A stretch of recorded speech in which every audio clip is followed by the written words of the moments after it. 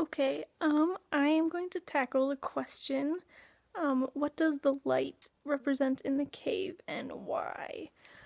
So, in my opinion, I think that the light in the cave, or not exactly in the cave, but that light in the story represents, like, truth.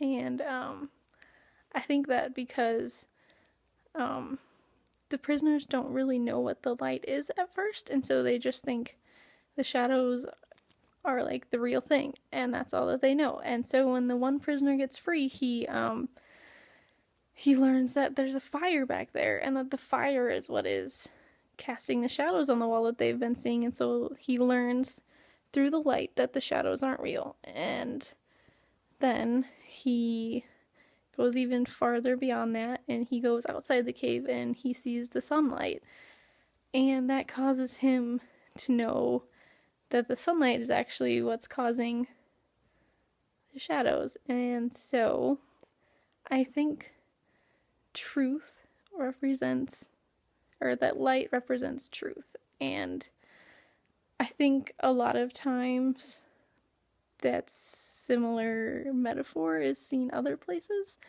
Um, like, truth is always seen as something that is good, and oftentimes light is seen as good also.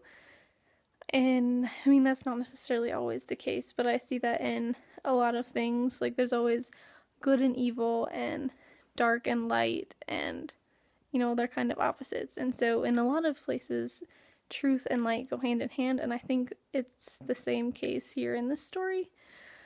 Um, I could definitely be wrong, but from how I see it, I think it makes the most sense for truth, for the light to represent the truth that the prisoner is learning. But I think it could also represent knowledge, I guess, because as he sees the light, he gains more knowledge. So those two also kind of go hand in hand.